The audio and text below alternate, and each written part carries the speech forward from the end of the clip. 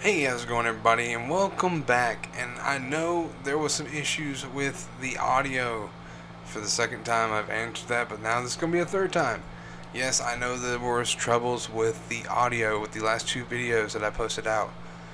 I want to thank you guys so much for the feedback. That means so much. The more feedback you give me, the better I can make these videos. I did have some issues during the recording session with my voice and the game. The game was higher than my voice for some unknown reason. I do not know. But welcome back, you guys, to another episode of Radio General. This one's going further into the campaign that we got going on in Sicily with Operation Husky. As you can see, we're taking on to Val. I'm not even going to try to pronounce that name because I am bad with words. So yes, we're pushing forward with Operation Husky. They are traveling through the mountains of Sicily. I think. I kind of forgotten what this episode was about. As you can tell, this is after effect of gaming recording. I could not fix the recording to where you could hear me because I sounded like a dull old man at the time of this recording. I had a lot of issues that day in recording, but I'm fine now. Everything's great. Let's push forward. As you can see, there's pictures here of the so-called from the war. I actually was interested in this tank, and this right here talking about the. It was kind of like an article, Financial Post article, and then you had a little thing from a packet book pamphlet. But anyways, you guys, I'm gonna hold it right here for so you guys can watch this.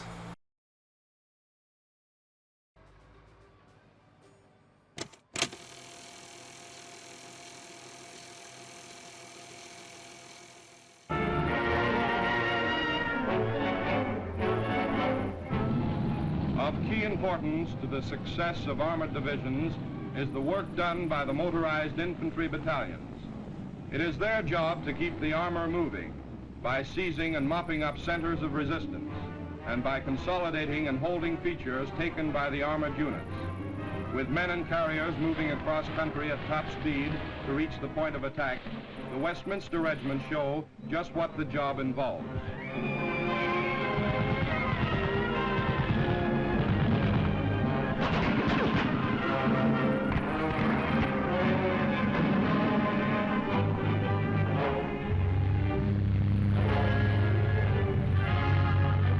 This Westminster assault symbolizes the spirit of attack which dominates the whole Canadian Army. It is an army which has played a long waiting game, but whose turn is close at hand. An army highly trained and highly skilled, ready, willing and able to tackle the big job that lies ahead. Wow. Actually, all right. So now, as you can see, we are selecting our units to go forward. We got several of them that are either exhausted or have taken many casualties during the beginning of this campaign. So we take the Royal Winnipeg rifles, and we're taking the Regina rifles, and I think we were also going to be taking a tank, which for some reason in this video I don't think I actually used the tanks. For some reason the tanks either didn't even show up. I'm not sure, but as you can see, we're putting in the slots. I was trying to be decisive of what I wanted. I wanted something that was close to defensive, but cautious enough to where they can push forward, break the lines, and actually do what they needed to do to hold the town.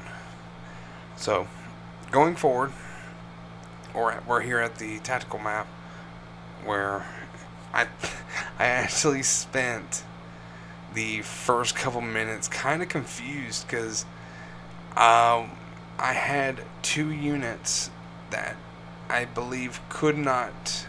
No, Able were lost. Baker would not respond, So we had to basically find them, and then I had another unit that was also lost. So as you can see, I'm pointing out how I was going to make Able go ahead and take the, go ahead and relocate themselves, and then go ahead and push for the town, the main town that we were going for. This is when I was trying to get in contact with Baker. Baker would not respond.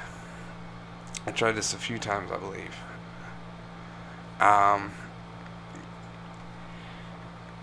Alright, with this mission, you have one main objective and a side objective, the crossroads. I tried attacking the crossroads. I could not, for the life of me, take it. So I had a unit placed in between the main objective and the side objective to make sure that no one would come onto the left flank. Alright, sorry about that, you guys. Teddy Bear's heart stopped, so I had to take the stuffing out and put me back together again. So, where were we? So, Baker's been found, and we are basically setting up everything for what I thought was going to be a successful push. I was going to make Baker go for Crossroads, which I thought would be easy enough. I thought, Crossroads, it was going to be just a simple one regiment. There would be no issues. I was wrong. Apparently they had more there than I expected, and I couldn't see them. All I saw was like one enemy identified. But you guys, I hope you're being safe out there.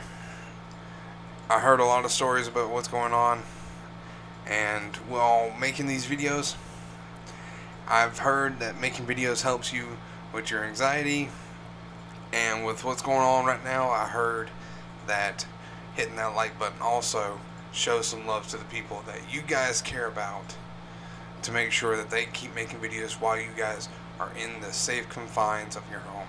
So make sure to hit that like button real quick before we move on. Okay, you done it? Alright, great.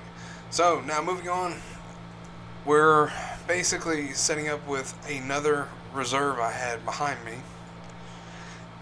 I was going to have them help with Able Company to make sure that they had enough. I didn't know what was coming in the offensive of the town.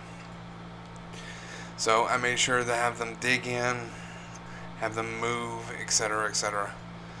I was trying to feel around for what I wanted at the time, and I think this was also the second company that that could not get a hold of, or I can't remember what was the situation. I think the moment they came in, they lost the map or whatever. So this is where Baker Company comes under contact at Crossroads. They're exchanging fire, and I thought, it's just a simple, enemy contact. There'll be no problems. I was wrong. Somewhere in that area had to have been in a artillery unit of some sort, because they were losing men like crazy. But anywho, I made Baker retreat, and before long I just decided, okay, fine, Baker, you're going to dig in. And I felt like it was better to just have Baker be the buffer between Crossroads and the main objective. I didn't know if any enemy contacts from Crossroads was going to cause issues now that I came in contact with them. And this is where I brought out the next reserve. I don't know if it was a reserve. No, it was the reinforcements. This is Charlie Company coming in. And I want to say this is where I start putting things in different areas. I think Charlie went to go help Baker, if I'm correct. No, Easy went to go help Baker. And I had Charlie stick with Able Company. Again, I didn't know what was coming, so I was trying to... Oh, no. I'm sorry. As you can tell, guys, I'm doing this while watching the video, which is going to make things a little interesting in the editing, but again, apologies. So, Easy, Charlie Company were both discovered. Able was going to be heading back to the main objective, and this is when I started to freak out because it went black and white. I didn't realize the game was actually paused. But I took the advantage of the pause, and I started to think to myself, okay, if Baker can hold it alone, I could have one unit be to the north, watch that road, and I could have someone stay with Baker, but if nothing showed up to fight Baker, I could have them move and hit the south road and dig in. I was not sure of what was coming, which, simple enough, easy plan, easy to move on, maneuver in case of any situation that arises. Like, if I was expecting enemy contacts to come from crossroads and start marching the way, Baker would spot them, and I can have someone to the south maneuver, and I can have whoever's in the north maneuver to the south road to protect that road, and have Able watch two ways. Either way, I was trying to look at it from a top-down perspective due to the terrain, the roads, etc. Because enemy contact Alligator, if they really wanted to, they could have came and pushed from the rear of Able. Of course, Baker would have a good line of sight until at a certain point. Anywho, I started messing around with my pipe and my little glass of whatever the hell I was using. I thought that was a little neat little feature of, from the devs, that you could smoke a pipe, like a British gentleman, even though we're not British, we're Canadian. And at this point, I'm basically just waiting. I'm trying to maneuver my troops around, and I'm waiting for the enemy to come. So, at this point, the enemy, I'm expecting, the way it's all laid out, the way they got it going, the enemy is going to be coming in forces. Like, strong, push hard, because that's the way the Axis were. You set up an ambush or something, and they always came strong, hard. They want to take a position, they're going to hit it hard. That was not the case. One tank freaking company.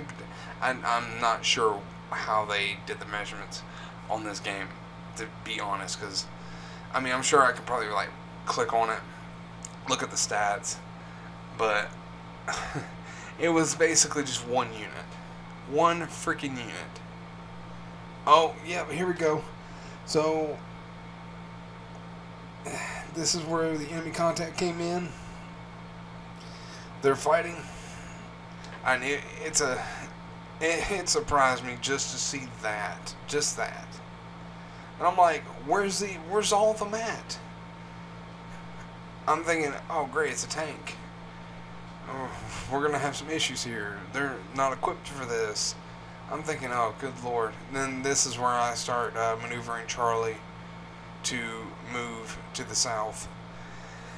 And, of course, Baker was going to dig in and stay where they can. At this point, I was thinking that the enemy might have sent the tank as like a spearhead. And I'm thinking, okay, they're going to send more, so I might as well set a friendly soldier to the south of that enemy soldier or enemy unit to watch for any more contacts that are coming. If there are more contacts coming, there's going to be, I could have someone there to, take the blunt force while the others continue to fight and take up that defensive position. Now this is what was crazy. The Panzers got pushed back. I was expecting them to regroup and they're going to flank around. That's not what happened though. So I decided, okay, if it was that easy, I'm going to have Charlie start pushing forward north into the freaking damn rocky terrain. Yeah, I know that's kind of bad thing to do. Because why would you send an infantry regiment or division or even a unit to go fight in the mountains? Well, the thing is, it's a panzer, so it's going to be hill terrain for them to be able to maneuver. As we're doing this, that means they're able to fire down if it is any type of rocky terrain. And I'm pointing out how the same thing what I'm telling you right now is basically the same thing I said. And right as I was going to think about attacking Crossroads again, Charlie opens fire onto the enemy panzer unit. This goes on for a while. Charlie wasn't the only one that fired off. I think Easy also fired off. They got line of sight as well. Again, Able and Easy, they're dug in on the main objective. They're holding strong. Charlie, they're firing. I'm really not sure how far Charlie did get to the enemy. I just know that I had the little figurines stayed on the South Road. Baker never saw a single soldier come from Crossroads. I could have technically moved Easy to Baker and they could have pushed Crossroads. And this is where I learned that the alcohol was actually blurring the screen. It kind of screwed me up there for a moment. So, 3 minutes left in the battle, I decided to have Easy push forward. I figured if we can go ahead and just clear them out, I would have enough time to maneuver back to the Crossroads and push them. Of course, that's not what happened. Crossroads never got taken. I ordered Easy to retreat when they started taking casualties, and Charlie continued to bombard the enemy. And I figured I would go ahead and just tell them to dig in, stay on the objective. Charlie continues to fire on the enemy. It basically almost looked like it would have been like a real battle. Enemy forces shooting on the Allies, Allies fighting back, not taking much casualty. I even did a status report. They said they were engaging the enemy. They were fresh. They were ready to go. No losses. That unit, I think I gave them a medal. I'm not sure. Not 100% sure. But I think I did. That unit continued the fight regardless of the situation.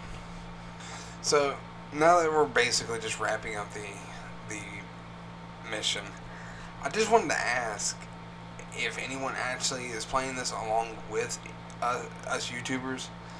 If you have, I know this is like Operation Husky, but there was a specific battle in this, I don't think it was Sicily, I think it was Italy on the mainland. The Ortona battle. It was a tank battle, if I remember correctly.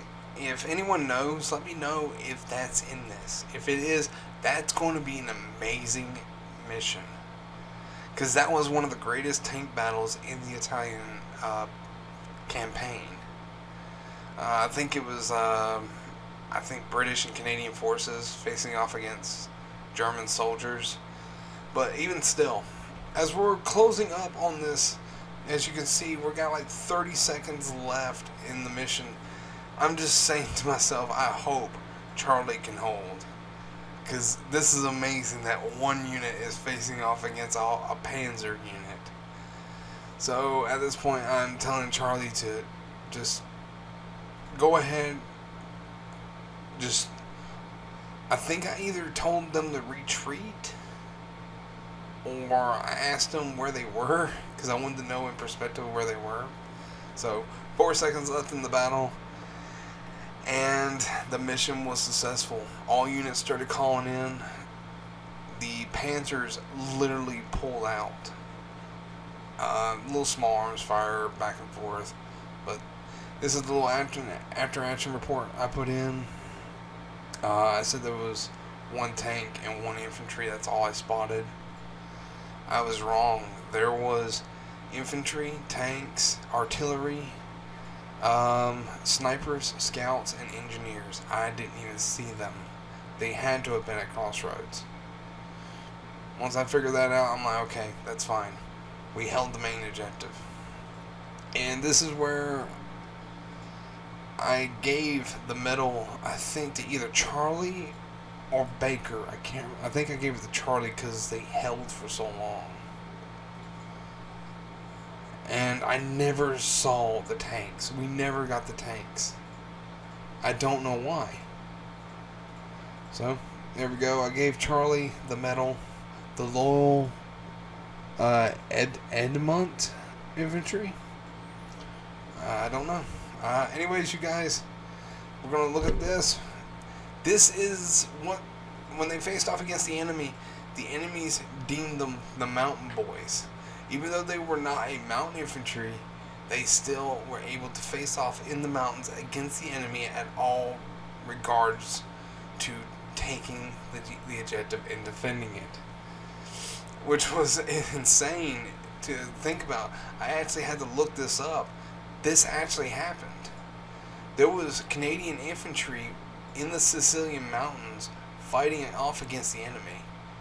And there you see infantrymen of the Edmont, you're going to have to help me out here. Edmonton Regiment in a universal carrier, which was pretty funny because we have that unit in our grasp. Some pictures here from the air. I thought a lot of this was interesting. But here you go, you guys. Watch this little segment of students in the battle dress.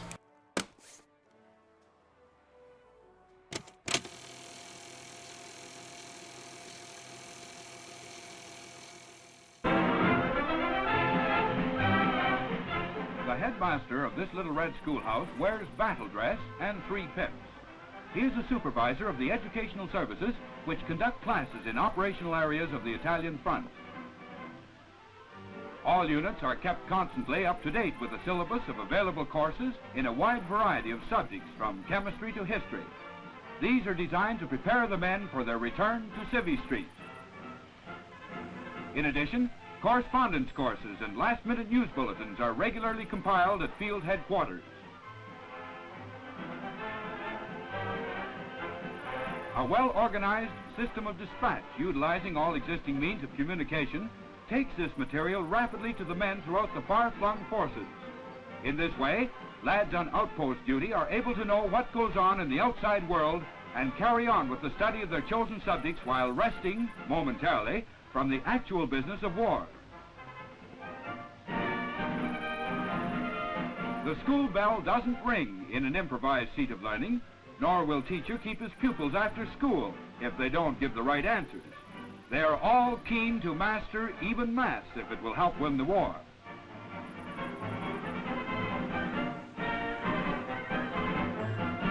Setting up and conducting classes under difficult conditions, such as on an alert ACAC post, is all in the day's work of these instructors who serve a large number of units.